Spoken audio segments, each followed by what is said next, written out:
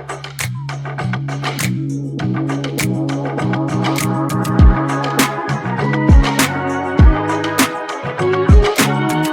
guys, welcome back to another episode of Girl with God. It feels good to be back recording. I've been on a little hiatus for these last couple of weeks, and it's because I feel like God has been showing me my purpose. Hence the title of this week's episode, Can You Find Your Purpose?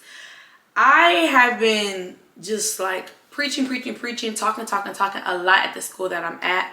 And I feel like I've been giving so much of myself, and I feel like these were just things that God was allowing to happen so that I could use the little platform that I'm making and building to talk about it. I feel like a lot of the times I was talking to this girl at work, and she's so broken, and you listen to her story and the things, and really upset with God, and trying to figure out why are things happening. She just feels like she's not moving her purpose. She feels like things are not aligned in the way that it needs to be aligned in, and it's just a hectic time. And I had to think to myself, baby girl, you are not the only one. I think about my move here, where God is showing me my purpose in the location that I'm at right now in Lakeland, Florida. And I think to myself, and I'm like, wow, this journey to get into this little apartment, my little house, baby, this was hard work. And I was telling the girl, I was like, you know what? I had no job for like a month. In the month of May 11th or May 9th or something like that, we graduated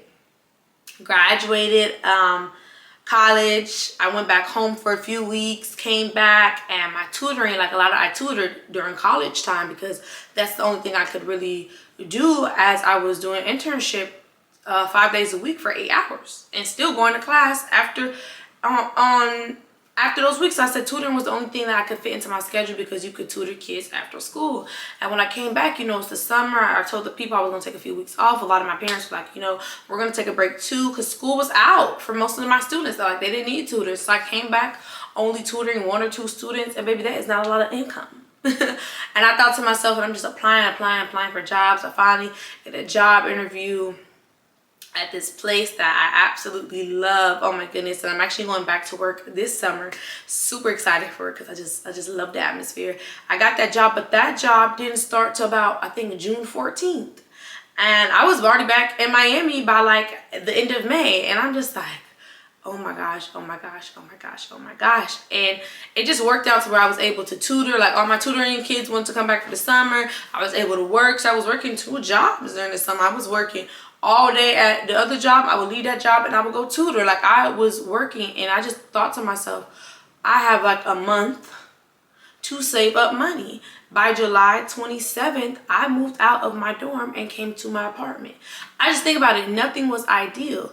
I think about I was supposed to be right now with the roommate in my apartment. That didn't work out. It just wasn't ideal. The situation wasn't ideal. And I feel like a lot of the times when I was talking to this girl at work, we feel like everything has to be aligned perfectly, because that's how we think. We think everything has to be perfect. We think that we have to be perfect people.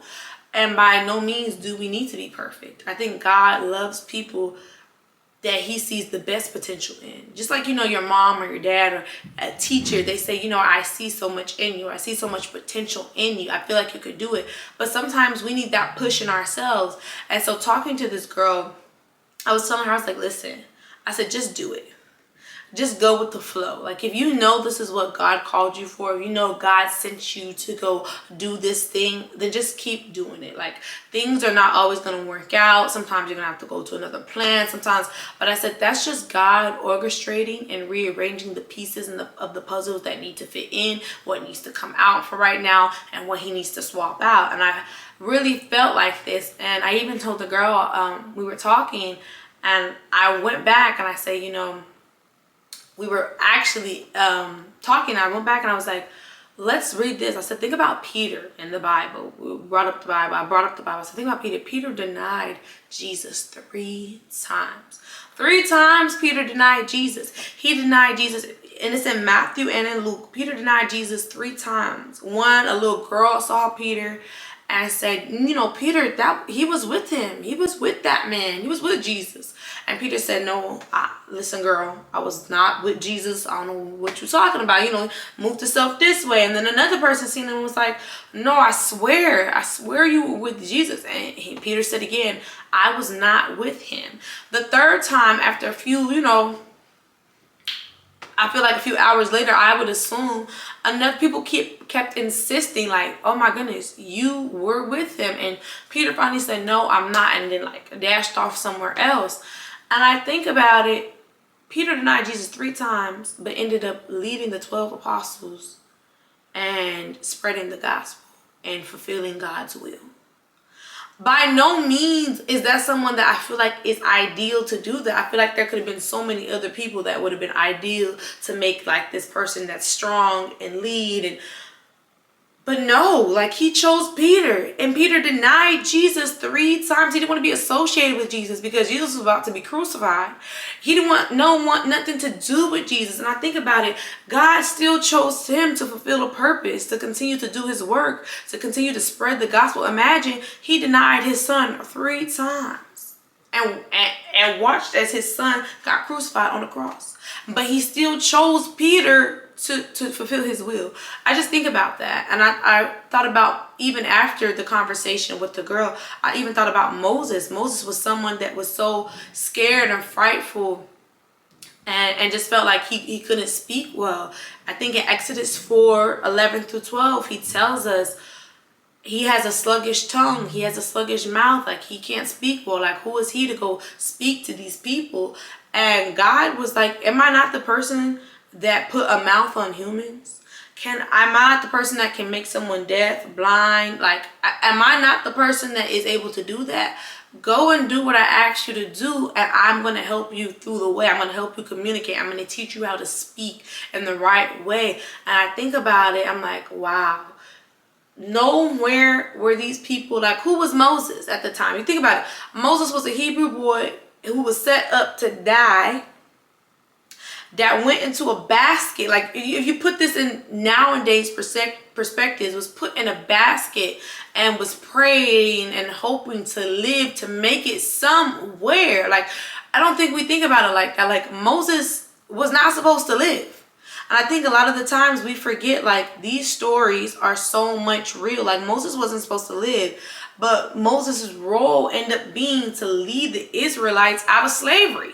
Like the man from birth was not set up to do well, but God said, my purpose in you is something bigger than what you could ever expect it to be.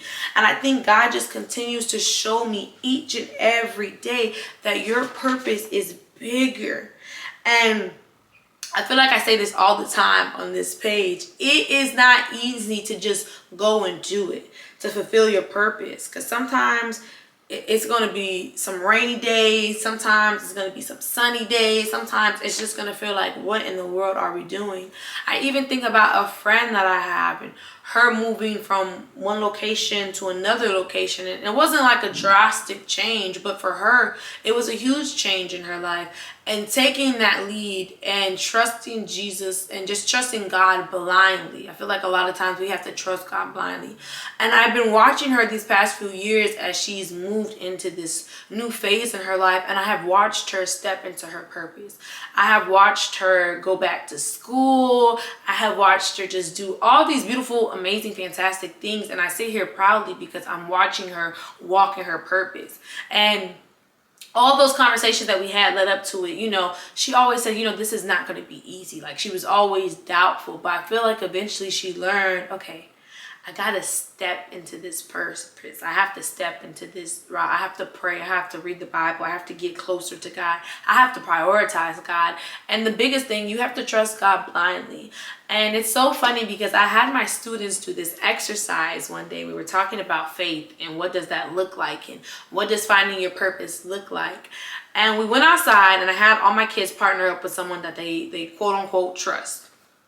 I tell my kids to close their eyes, don't open your eyes, and you're going to let the other person direct you. And I said the other person, you can't touch them, you just have to be there, you have to speak to them.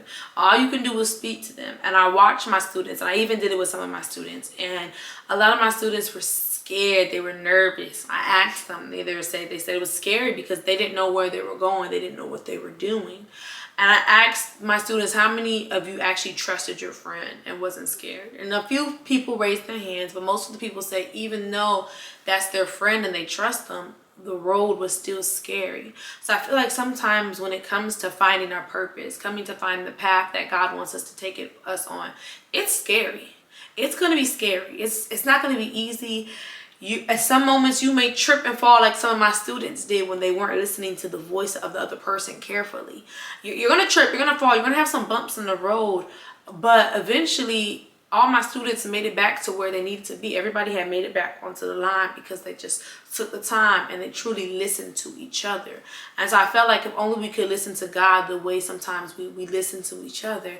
And it was just something that I realized was like, we can find our purpose. We just have to let go of those guards of being so scared. And I thought about this person that's in the beginning of the Bible. He's in Genesis 5:21 through 24. He's talked about so briefly in the Bible. And I feel like these last few weeks when God has been really showing me my purpose of why he moved me here and put me in the place that I'm at is because I really want to be like this person. I feel like I resonate a lot with Moses and being fearful and kind of being scared and feel like, okay, I'm getting set up to fail. But in reality, I'm not. But I said, I want to walk like Enoch. I believe that's how you say his name, Enoch. And it talks about him so briefly. It says, Enoch, who walked faithfully with God, he was no more because God took him away. Enoch was so faithful. He completed God's purpose. He followed God's commands and aligned his will, God's will. He aligned his will. He made sure that this is God's will. I'm going to align myself to do what God's will was.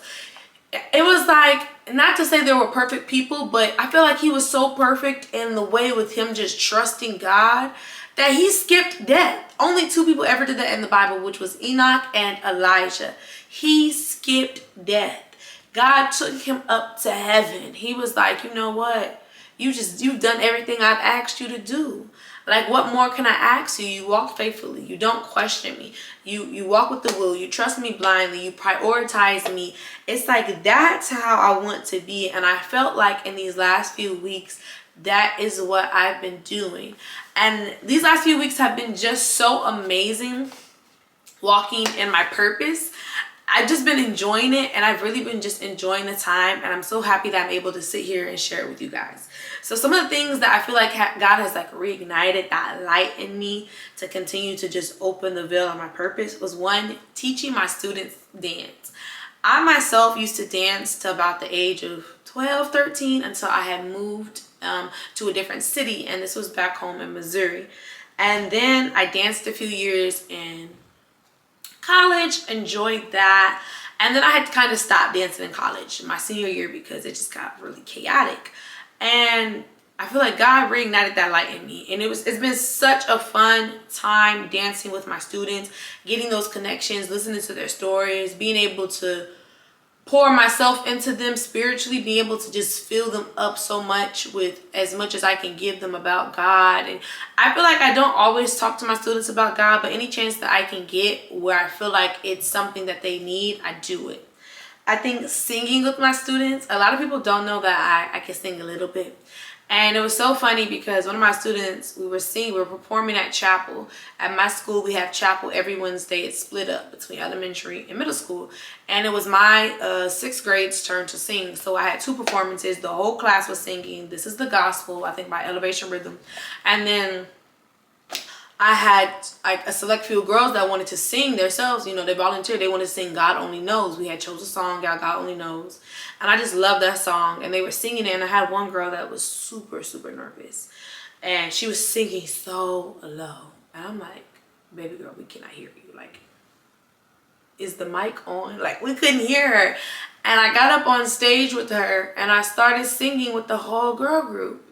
And it was kind of funny to watch my class get so quiet and like actually pay attention, because they just thought I was up there delegating. But when they heard me singing too, it was like, oh, Miss Celeste, you could sing? Miss Celeste, and you did. Like, it was like crazy. Like, it was so fun to do that because a lot of people don't get to see that vulnerable side of me, like me singing. I don't sit here and say, oh, I'm a wonderful singer. I don't even tell people that I know how to sing. But to just do that and use the gift God gave me just showed me, okay. And being able to connect with the students like that, and that was something that's just also fun to do with them. I feel like praying with my students. I have been doing that a lot lately. But not like just like a regular, like, let's have a good day, like really sitting there. I feel like counseling a lot of the young girls or young boys, like, and the fact that they trust me enough to come to me, a lot of them come to me with their problems. Like, I don't be looking for it. Like, they just come to me. They're like, Miss C, do you know that happened? And I'm like, really? And like, we start talking. I feel like I get to minister into these children's lives. And I feel like it brings me nothing but the utmost joy that I'm able to just walk in the purpose that God is having me walk in. And I feel like it's just going so quickly. Like, I feel like December's coming up right around the corner. The school year is almost gone. And I tell myself, am I going to be here next year? I just move at the light God moves me at. And I think that's the thing. I just move at the light God moves me at. And he tells me things just on time. He don't ever tell me nothing too early because he knows me. He knows me very well. And he lets me assume the things that I'm going to do, but he never tells me too early. And then even one of my favorite things that I've been able to do was to just give to some of my students. I've had a few students that were in need of things, and I was just really happy that I was able to give and to give comfortably. That is the key word. I feel like God really showed me with that one. I had some students that were in need of some food, and the crazy part was the mom texted it in the group chat. I was like, okay. I went to Walmart and just started buying a bunch of food. They had actually canceled my order because of all the Black Friday sales I think that was going on that weekend, that particular weekend, because I don't know why Black Friday sales is happening so early, but it messed up with me. And I didn't get off work till very, very late, okay? So about 6 o'clock after I finished dance practice, all this, I didn't get off work till late. And I headed over to Walmart, texted the mom. I was like, hey, you got, can I send your address? Can I drop off the food? Dropped off the food. I said, I wasn't able to come tonight. That night I was tired. I said, is it okay if I cash out you some money? And the thing that I really appreciated about being able to give was like, I could do it comfortably. I was able to do it and not have to worry about like, oh baby, this bill gonna come. Like, I didn't have to worry about that. And it made me, like, I told my mom, I was talking to my mom, and I just felt like joy because I feel like so much was happening back to back. And I told my mom, I said, Mommy, I'm like, God is really showing me my purpose. Like, I was thinking to myself, like, okay, what am I doing in Lakeland? I asked him that. I kept asking God that. And I was talking to another coworker. I was asking him, like, I don't know. And baby, God answered that question quickly. And I just told my mom, it filled me with such joy. Like, I'm not going to lie. All these things I'll talk about. Dancing, singing, praying, ministering to my students, being able to give, like, it brought me such joy that I was able to be put in a position at such a young age to be able to just give so much of myself. And I just loved every bit of it. And I say all that because I thought that I could not find my purpose. I thought God just put me out here and he was going to let me figure it out. But I think at the end of the day, when we really sit there and we kind of just close our eyes and we just stop talking with our mouths and we listen to what God has really ordained us to do, you find your purpose in the most beautiful way. And for me, these last few weeks have just been like the chef's kiss, as people say. It has been fantastic to find my purpose, to walk with God, to minister to these students. And I always tell myself, this is what I'm supposed to do. I'm supposed to teach. I'm supposed to teach because it's so many kids that just, I feel like not to like, so many kids need a Miss C. I just feel like that.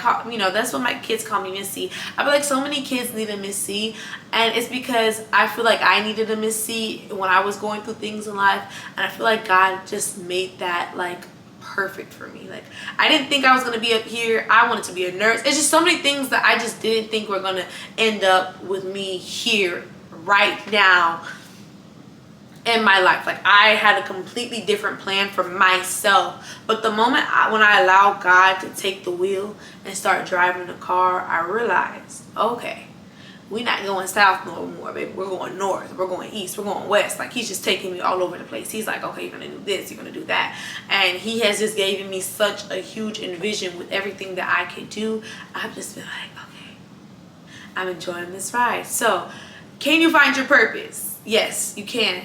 I think what you have to do is just allow God, as I said before, to take control, to really listen, to realize that you don't have to be perfect in order to find your purpose. Look at Peter, look at Moses, look at these people that just did it. They just finally said, you know what, God, I'm going to listen to you. I'm going to let you do what you got to do, take control, and let me find my purpose. It's not going to be easy at all. Some things are not going to be perfect. Trust me, I know from firsthand experience, it's not going to be the way you plan. It's going to be the way God plans it out. And when you let him plan it out, I promise you, it's going to be the most beautiful, roughest, bumpiest journey that's going to make you laugh, cry. Just enjoy it. Just enjoy finding your purpose.